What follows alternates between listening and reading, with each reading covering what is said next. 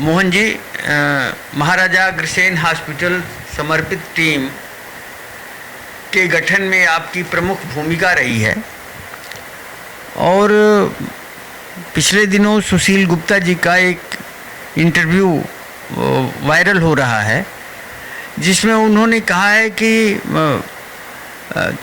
सामाजिक संस्थाओं के चुनाव में दलगत राजनीति को लाना ठीक नहीं है। इस पर आप क्या कहना चाहेंगे? मैं डॉक्टर सुशील गुप्ता हमारे मित्र भी हैं और रिलेशन में भी हैं। मैं उनका बहुत मान सम्मान करता हूं। हम जब भी मिलते हैं प्यार से मिलते हैं, चाहे वो दूसरी पार्टी में हो, कांग्रेस में थे, आम आदमी पार्टी में थे, तब भी हमारी दोस्ती थी। हॉस्पिटल के आमने सामने हम चुनाव 1998 से लड़ रहे हैं। चुनाव के दिन भी भाई गंगा बिशन जी और मैं कई बार इकट्ठे बाइक पे भी घूमते हैं। लोग कहते हैं यार तुम्हारी अजीब है, तुम चुनाव भी लड़ते हो, दोस्ती भी है। इसमें राजनीति आनी नहीं चाहिए, लेकिन ये सब ट्रस्टी भाइयों को स्वयं देखना है कि जो दूसरी टीम अपने वो प्रोग्रेसिव टीम नाम से जानती है, उसके सूत्रधार भाई सुशील गुप्ता जी हैं। हरियाणा प्रदेश आम आदमी पार्टी के अध्यक्ष हैं और उसी पार्टी से वो राज्यसभा सांसद भी बने थे। उससे पहले वो कांग्रेस का विधायक का चुनाव लड़े और मोती नगर से वो हारे भी थे। राजनीति लानी नहीं चाहिए, लेकिन ये ट्रस्टियों को देखना है। बाकी जो कैंडिडेट हैं वो सब मिली जुली राजनीति और मिली जुली विचारधारा के होते हैं। पिछले साल ही सिंह साहब आपने तो देखा होगा, हमारे शिव मंदिर जयदेव पार्क में केवल लगभग 220 ट्रस्टी हैं। उस चुनाव में भी हमारे भाई सुशील गुप्ता जी ने कुछ लोगों को फ़ोन भी किए। हमारे जो आम आदमी पार्टी के तब विधायक थे भाई शिवचरण जी और उनके भाई वासुदेव जी, मीना गुप्ता जी ने भी, सबने उस चुनाव में बड़ा बढ़ चढ़ कर भाग लिया। घर घर गए भी। मीना जी स्वयं एक बाहर टेंट लगाकर अपने महिला मंडल की महिलाओं को लेकर भी बैठी, तो उन्होंने उसमें राजनीति जोड़ी, क्योंकि उनका प्रत्याशी जो था वो उनका बूथ का इंचार्ज थे संजय गर्ग उस समय। तो हमने तो राजनीति जोड़ी नहीं, लेकिन मंदिर के जो सम्मानित हमारे सदस्य हैं उन्होंने क्या सोचकर हमारी टीम को विजयी बनाया। तो अपने आप लोग समझ जाते हैं कि कौन चेहरा है और कौन असली उसके पीछे सूत्रधार है। ठीक। अब एक सवाल ये उठ रहा है जो कि एक बयान में आपकी टीम द्वारा कहा गया कि सुशील गुप्ता जी विभिन्न संस्थाओं पर कब्जा करते हैं, उन्होंने कोई संस्था खड़ी नहीं की। लेकिन सुशील गुप्ता जी का कहना है कि हम लोग जो संस्थाएं चलाते हैं वो लोकतांत्रिक तरीके से चलती हैं, चाहे पंजाबी बाग क्लब हो या पंजाबी बाग सोसाइटी हो, उन दोनों का संचालन लोकतांत्रिक तरीके से होता है। और सुशील गुप्ता जी का कहना है कि हम लोग जब से इन संस्थाओं में सक्रिय हुए हैं तब से अग्रवाल समाज का प्रतिनिधित्व इन संस्थाओं में बढ़ा है, जो कि पहले बिल्कुल शून्य था। इस पर आप क्या कहेंगे? इसमें पार्शली मैं सुशील गुप्ता जी की बात से सहमत हूँ कि जब से वो पंजाबी बाग क्लब में सक्रिय हुए रहेजा जी के टाइम में, लेकिन उसके बाद जब वो अध्यक्ष बने तो 9 साल उन्होंने चुनाव नहीं कराए, और जब भी उनको कहा चुनाव कराओ तो उन्होंने मना किया। तब सुरेंद्र सचदेवा जी जो आज जीवित हैं, आप उनसे पूछ सकते हैं, वो और उनके 4-5 साथी जो अभी राजू जी है वो भी प्रधान, वो मेरे स्वयं कार्यालय में आकर उन्होंने मुझे कहा, रिक्वेस्ट की कि भाई सुशील जी तो चुनाव कराएंगे नहीं, आप कुछ करिए। उस टाइम एक पिटीशन हमने हाई कोर्ट में डाली, उसमें फर्स्ट पिटिशनर भी मैं था, वकील भी मैंने हायर किया था, और पहली ही डेट पर सुशील गुप्ता जी मुझे कोर्ट के बाहर मिले थे। उन्होंने मुझे पूरी तरह से याद है, तब भी कहा था भाई मैं ऑल इंडिया फुटबॉल एसोसिएशन में वाइस प्रेसिडेंट हूँ, पता नहीं क्या हूँ, और वहाँ इतने साल से चुनाव नहीं हो रहे, इस कोर्ट कचहरी में कुछ नहीं होना। लेकिन पहली ही डेट पर माननीय न्यायाधीश आर.सी. जैन जी थे। उन्होंने कहा कि अगली डेट पर आप शेड्यूल लेकर आओ, और वो चुनाव हुए। चुनाव जब सुशील गुप्ता जी कहीं फंस जाते हैं, उसके बाद वो तुरंत समझौता करते हैं। तब भाई सज्जन कुमार जी से दबाव बनाकर सुरेंद्र सचदेवा जी से इन्हीं सुशील गुप्ता ने समझौता किया, और जब समझौता करते हैं तो अपने परिवार का या तो भाई भतीजा या समधी, उनको ज़रूर कोई ना कोई इम्पोर्टेंट पद पर वो अवश्य लाते हैं और स्वयं मुख्य संरक्षक बने। ऐसे ही पंजाबी बाग कोऑपरेटिव ग्रुप है, या तो वो स्वयं अध्यक्ष बन जाते हैं, या समझौता होता है तो उनके परिवार के 2-3 सदस्य अवश्य कहीं ना कहीं इम्पोर्टेंट पोजीशन पर रहते हैं। इसी को आप कब्जा कहते हैं? ये कब्जा नहीं है तो क्या है? ये डेमोक्रेसी होती है क्या कि आप 1 साल में जो चुनाव होने या 2 साल में होने उसको आप 9 साल ना कराओ, और जब दिल्ली हाई कोर्ट का आदेश आए तो आप चुनाव कराओ? तो इसमें मेरी कहीं गलती बात है तो आप बताएं। अच्छा, अब एक सुशील जी का कहना है कि आप उन लोगों पे कब्जे का आरोप लगाते हो, लेकिन वो कहते हैं कि कब्जा तो असली आप लोगों का है इंजीनियरिंग कॉलेज पे, जहाँ ट्रस्टियों के बच्चों से भी वो फीस ली जाती है, डोनेशन लिया जाता है, तब एडमिशन दिया जाता है। ऐसा है, सुशील गुप्ता जी तो हमारे इस Maharaja Agrasen technical education society के ट्रस्टी नहीं है। कोई हमारा ट्रस्टी भाई आकर एक बार भी कह दे कि मेरे बच्चे को एडमिशन के समय कोई नंद किशोर जी ने कोई मांग की हो। हमारे जो ट्रस्टी हैं, अभी 200 ट्रस्टी हैं, उनमें नंद किशोर जी के बाद अध्यक्ष बने स्वर्गीय प्रेम सागर गोयल जी, उनके निधन के बाद बने Vineet Lohia ji, senior vice president अभी मनोज सिंघल जी हैं, सुंदरलाल गोयल जी हैं। हमारे यहाँ तो काम करने वालों की कमी है। जो ट्रस्टी नहीं हैं वो भी रिटायर्ड IAS SP अग्रवाल जी अभी थोड़े दिन पहले तक हमारे एग्जीक्यूटिव चेयरमैन के नाते काम कर रहे थे। नंद किशोर जी को क्योंकि पैशन है एजुकेशन का, वो हर बच्चे का ध्यान रखना चाहते हैं, हर टीचर को इंस्ट्रक्शन देते हैं कि पढ़ाई के अलावा आप अपने हर बच्चे से बात करो। उसको कोई आर्थिक परेशानी है, उसको कोई घर में भी आर्थिक परेशानी है, मेरे सामने अपने उदाहरण हैं, आप हमारे अकाउंटेंट से बात कर सकते हैं। ये डोनेशन लेने की बात करते हैं। हमारे यदि बच्चे की माँ को कैंसर था तो भाई साहब ने अकाउंटेंट को इंस्ट्रक्शन दी कि इसकी दवाई के बिल लेकर आए तो इस बच्चे को रीएम्बर्स करो। हमारे यहाँ शेड्यूल कास्ट 2 भाई थे, वो बिना फीस भी नहीं दे पा रहे थे, वो 1 साल पढ़ के छोड़ गए थे। उनको ढूंढवाया, पंजाब में कहीं वो ढाबे पर बर्तन मांजते थे, उनको दोबारा वापस लाए। अगले साल पहले साल से पढ़ाई कराई, उनका BTech कराया, अपने घर से मदद कराते थे, अपने मित्रों से उनकी मदद कराते थे। बाद में जो मोदी सरकार जी बनने के बाद एक योजना आई कि जो बच्चा विदेश पढ़ना चाहेगा शेड्यूल कास्ट, उसको 1 करोड़ की सहायता दी जाएगी। उनको 1-1 करोड़ की सहायता कराई, वो US में उन्होंने M.Tech की। ऐसे ऐसे काम हमारे इंस्टीट्यूट में होते हैं, और ये निराधार आरोप है। हमारा एक छोटा सा ट्रस्ट है कॉलेज, उसमें 200 ही ट्रस्टी हैं। आज उसकी ट्रस्टियों के 11 लाख के दम पर और हमारा एफिशिएंट पढ़ाने के नाम पे PMO राष्ट्रपति भवन की सिफारिश आती है। इनके भतीजे हमारे इंस्टीट्यूट में पढ़ते हैं, क्योंकि हमारा इंस्टीट्यूट आज इंडिया में एक अपना स्थान है।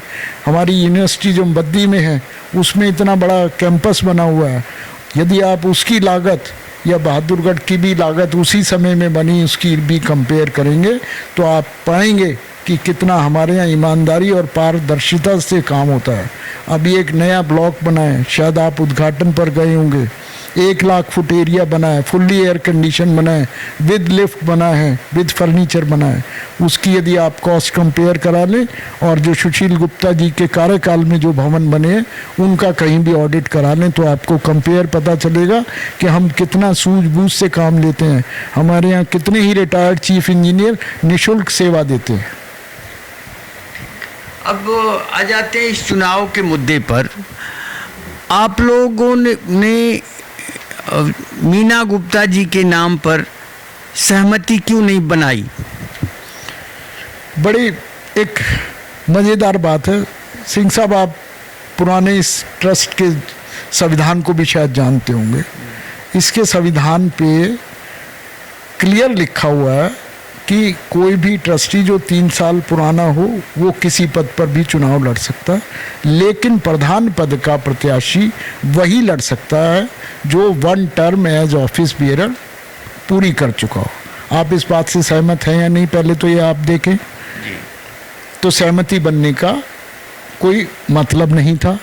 नरेश अग्रवाल के नाम पे क्यों नहीं सहमति बन सकती थी?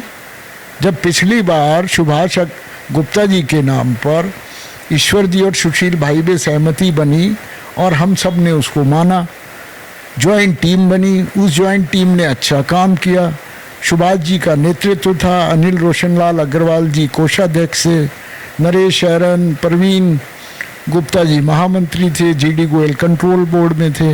इन सब के डोनेशन की सराहना खुद सुभाष गुप्ता जी करते थे, तो ज्वाइंट टीम थी। अब नरेश अग्रवाल के नाम पे क्यों नहीं सहमति बन सकती? मीना गुप्ता तो एलिजिबल ही नहीं थी। ये तो हमने कोई ऑब्जेक्शन फाइल नहीं किया। ये चुनाव अधिकारियों को अपने विवेक से काम लेना चाहिए था स्क्रूटनी के टाइम कि वो उस धारा का पालन करती हैं नहीं करती। मीना जी से हमारा कोई निजी विरोध नहीं।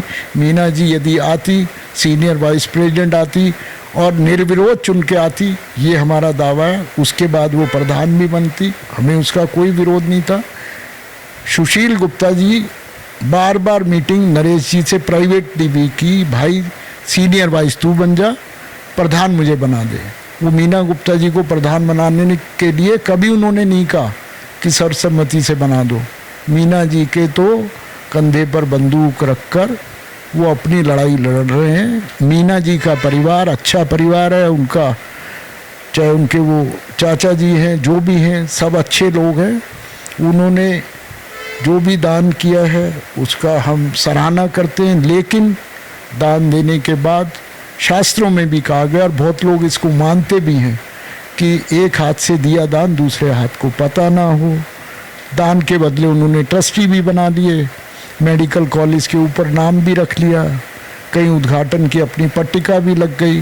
तो इस दान को बार बार गाना उचित नहीं है।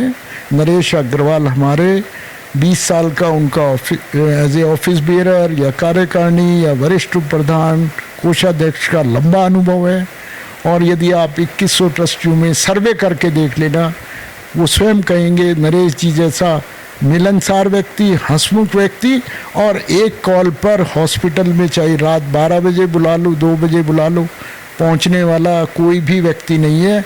हम में से भी कोई नहीं होगा नरेश जी जैसा कि यदि कोई मेडिकल इमरजेंसी हो वो स्वयं पहुंचते हैं। उसके बाद वो मेडिकल कॉन्फ्रेंस डॉक्टर से भी करते हैं। इवन यदि विदेश में भी कोई डॉक्टर उनका परिचित हो वो उससे बात करते हैं, और जब तक मरीज भर्ती है वहाँ जाते हैं। किसी ट्रस्टी ने बताया कि हमारे एम्प्लॉई को हमने यदि भर्ती करा दिया और नरेश जी को बता दिया तो जैसे रोशनलाल जी बेड पे रोज जाते थे ऐसे नरेश भाई उसको मिलने जाते थे। जी अच्छा मोहन जी, एक दूसरा सवाल जो इस चुनाव में बहुत बड़ा बन गया मुद्दा कि सुशील जी ने कहा कि अगर विरोधी टीम 200 करोड़ रुपए जुटाने का वायदा करे तो हम लोग चुनाव से अपने प्रत्याशियों को वापस ले लेंगे। उनका कहना है कि आपकी टीम द्वारा पीछे जो वायदे किए गए या जो आप लोगों के कहने से समझौते से टीम चुनी गई उसने अपने वायदे पूरे नहीं किए। अशोक गुप्ता जी जब प्रधान बने तो उनसे कहा गया था कि 125 करोड़ रुपए जुटाने हैं और उसके लिए उन्होंने कोई प्रयास नहीं किया। तो और इसी तरह से एक और उदाहरण वो देते हैं कि आपके महामंत्री और वरिष्ठ उपाध्यक्ष पद के जो 2 प्रत्याशी हैं उन्होंने 5-5 करोड़ रुपए जुटाने का वायदा किया था लेकिन नहीं जुटाया। इसीलिए उन्होंने इस बार के समझौते में जब 200 करोड़ रुपए की आप लोगों ने चुनौती स्वीकार की तो उन्होंने कहा कि आप 40% एडवांस जमा कराएं तब हम इस समझौते को मानेंगे। इस पर आपका क्या कहना? इस पर बहुत हंसी भी आती है। अग्रवाल सभा पश्चिम बिहार के मंच पर सुशील गुप्ता जी ने स्वयं कहा कि भाई यहाँ नरेश भाई भी है, वो 200 करोड़ की बात मंजूर कर ले तो मैं हटा लूँगा। नरेश जी ने मंच पे कह दी। तो बनियों में हमारे तो ये होता है कि यदि लड़का लड़की को मिलवाते हैं और जुबानी हाँ हो जाती है तो उस दिन से मान लेते हैं कि ये रिश्ता हो गया, और वो रिश्तेदारी भाई बहन भाभी जो भी ननद वो उस दिन से शुरू हो जाता है। और ये पहले तो मैं बताऊं अशोक गुप्ता जी के टाइम की। अशोक गुप्ता जी को सर्वसम्मति से दोनों टीमों ने मिलकर बनाया था। उस टीम में भी मिले जुले लोग थे। और अशोक गुप्ता जी जब बने 2 साल कोरोना था। भाई सुशील गुप्ता जी बहादुरगढ़ की ज़मीन लेने के लिए भी जिम्मेवार है। खुद गंगा बिशन जी ने मंच पर बहादुरगढ़ में माना था, भाई यो मेरा भाई मानता नहीं है, गलत करा, पर भाई अब इसने ले ली तो भाई बनाना भी पड़ेगा। जहाँ 1 लाख फीट से भी एक अस्पताल वहाँ चालू हो सकता था, वहाँ उन्होंने शायद 15-16 लाख स्क्वायर फीट के ढांचे बनाने शुरू कर दिए। पहली बार ट्रस्ट ने बैंक से लोन लिया। उस बात का उस टाइम बहुत विरोध हुआ था कि ना लिया जाए। 70 करोड़ का लोन था, उस पर लगभग हर महीने 50 लाख का ब्याज जाता होगा। और कोरोना में वो एनपीए हो गया था। एनपीए का मतलब बैंक उसको अटैच करके ऑक्शन में लगाता, कितनी हमारे समाज की बेइज्जती होती है। एनपीए में लोग अपनी जान बचाने के लिए, अपने व्यापार को बचाने के लिए लगे हुए थे। उस टाइम अशोक क्या किसी टीम मेंबर की हिम्मत नहीं हो सकती थी कि वो जाता किसी से दान मांगता। अशोक जी ने खर्चे कम किए, उनकी पूरी टीम कोरोना टाइम में मैदान में डटी रही, रोज़ अस्पताल जाते थे। घर वाले भी डरते थे, भाई आप लोग मत जाओ अस्पताल, हमें भी कोरोना हो जाएगा। उन्होंने उस टाइम अस्पताल में मरीजों की सेवा की और जो 70 करोड़ का बैंक का लोन था वो उतारा। इस बात में कोई हम झूठ बोल रहे हैं तो सुशील जी बताएं। ठेकेदारों के पैसे देने बाकी थे, उन ठेकेदारों के बिल जो अब हमारे vice president, senior vice president Bahadurgarh का उस टाइम उनको जिम्मा दिया था और अब वो ट्रस्ट के लिए लड़ रहे हैं, राम गोपाल गोयल जी, वो बहुत बड़े कॉन्ट्रैक्टर हैं। उन्होंने उन बिलों को ऑडिट किया। ठेकेदारों ने नहीं तो केस डालने थे, उन सब से सेटल किया और उनसे कम से कम 15-20 करोड़ कम करा के उनके बिल पास किए। और अशोक गुप्ता जी ने कोरोना टाइम में उन सब का भुगतान भी किया। अब उसको ये कहना कि कमिटमेंट पूरी नहीं हुई तो ये सब हवाई बातें। अशोक गुप्ता अकेले नहीं करने वाले थे, उस टीम में आधे से ज़्यादा उनके सदस्य थे। और सुशील गुप्ता जी ने जब वो अध्यक्ष बने सर्वसम्मति से, तब उन्होंने मुझे भी फ़ोन किया था कि मोहन जी मैं आपका कार्यकारिणी में नाम लिख लूँ, 50 लाख रुपए हर कार्यकारिणी सदस्य को देने पड़ेंगे। मैंने कहा भाई साहब मेरा नाम मत लिखो, चाहे मैं वैसे करा दूँ 2 ट्रस्टी, पर मैं कोई वादा नहीं करता। जब मैंने एजीएम में उनसे पूछा था, सुशील जी कृपया करके बता दीजिए जितने आपने कार्यकारिणी के सदस्य नॉमिनेट किए हैं उनमें से कितनों ने पैसे दे दिए, तो उन्होंने उसका जवाब नहीं दिया था, भाई अकाउंटेंट से पूछ के बता दूंगा। और अशोक गुप्ता जी की कार्यकारिणी उन्होंने बनने ही नहीं दी, केवल 10 सदस्य रहे उनकी कार्यकारिणी में। आप डायरेक्टरी जो उनके कार्यकाल की अशोक जी की देख लो, सुशील जी ने उनको परमिशन भी नहीं दी। और अशोक जी बेचारे भोले भाले आदमी, बिना उनकी परमिशन के उन्होंने हमें भी कार्यकारिणी का सदस्य नहीं बनाया। आप एक एक बात पूछोगे तो बहुत सुशील भाई को परेशानी होगी। और कोई आपका सवाल है तो पूछिए। बस अब आखिरी सवाल का जवाब 200 करोड़ आखिरी सवाल का जवाब दे दीजिए कि आपने 200 करोड़ का जो एडवांस उन्होंने मांगा था वो क्यों नहीं जमा कराया? वो कोई इस हॉस्पिटल जो 2100 लोगों का है वो इस ट्रस्ट के मालिक हैं क्या? या ईश्वर जी या सुशील जी कोई प्राइवेटली में कोई बात करके आ जाएं और उसके बाद वो कहें कि ये वायदा मुकर गए। जब कंट्रोल बोर्ड की मीटिंग हुई, इस क्लॉज को पढ़ा गया, वो कागज़ आपको हमने दिया, आपने छापा भी, उसमें लिखा गया था कि ये क्लॉज पे कोई फैसला नहीं हुआ। इस पे बाद में ईश्वर जी, सुशील गुप्ता और जो मीडिएटर थे यूनिटी ग्रुप के भाई गोविंद अग्रवाल जी, उस पर बाद में जो बैठ के निर्णय करेंगे वो माना जाएगा। कहीं 20% की क्लॉज, उस दिन शायद 200 लोगों के बीच में ये बात हुई थी, उस क्लॉज को लिखा नरेश शरण जी ने अपने शब्दों में लिखा है। सिग्नेचर सुशील जी के भी हैं, ईश्वर जी के भी हैं, नरेश जी के भी हैं। आपने देखा हो तो आप कहें कि देखा है मैंने। हाँ, देखा है। तो और कभी चैरिटी, हम इसको प्रॉफिट के लिए 3 साल के लिए लीज पे ले रहे थे क्या, कि हम 200 करोड़ रुपए देंगे एज ए लीज बनी और फिर 600 करोड़ रुपए कमाएंगे। ये डीडीए कोई ऑक्शन करती है तब लेती है कि 20% दे दो, नोएडा अथॉरिटी लेती है तो लेती है, कोई हम अपनी कैंटीन किराए पे देते हैं, मेडिकल शॉप किराए पे देते हैं तो देते हैं। अरे ये तो नई बात चल रही, और जहाँ भी अब समाज में बात हो रही है, लोग इस बात का एक उन्हीं का मजाक बन रहा है। सुशील गुप्ता जी ने अभी लिखा कि जब से हम मुकरे हैं वो चुनाव 70-30 हो गया।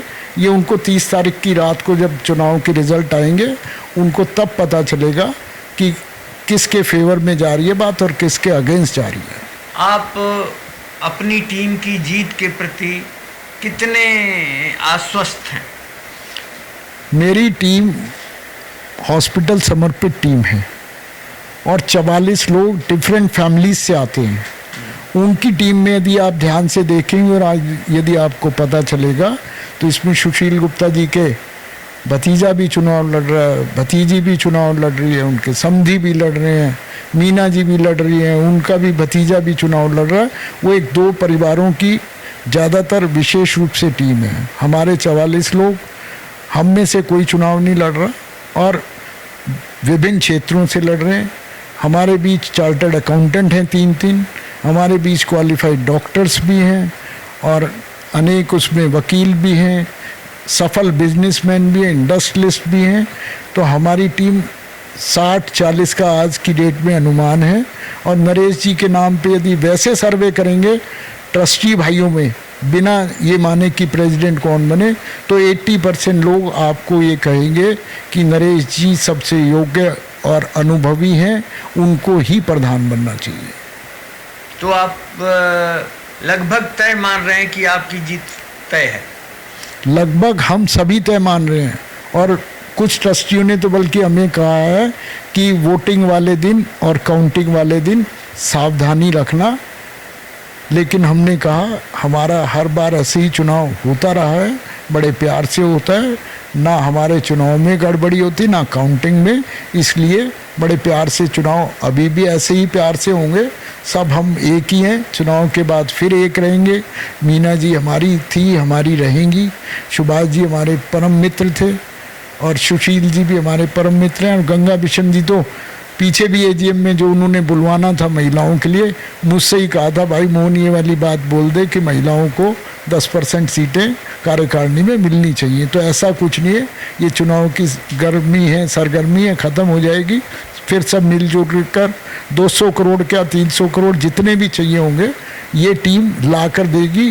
कोई काम पैसे के अभाव में नहीं रुकेगा, ये हमारा वादा है सब ट्रस्टी भाइयों से। धन्यवाद।